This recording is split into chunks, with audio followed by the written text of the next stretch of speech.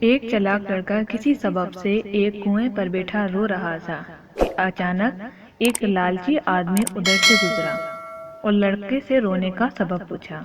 لڑکے نے کہا، میں اس کنویں پر پانی بھرنے آیا تھا، تانبے کا گھڑا میرے ہاتھ سے چھوٹ کر کنویں میں گر پڑا اور میں اس کے سنبھالنے کو جھکا تو میرے کام دار ٹوپی بھی اس میں گر گئی۔ یہ سن کر وہ آدمی کپڑے اتار کر کنویں میں اترا۔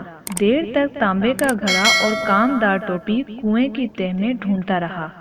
آخر کار نا امید ہو کر باہر نکلا تو کیا دیکھتا ہے کہ لڑکا اس کے کپڑے لے کر بھاگ گیا ہے۔ اس سے ہمیں یہ سبق ملتا ہے کہ لالچ ایک ایسا پردہ ہے جو آدمی کو انجام کار نہیں دیکھنے دیتا۔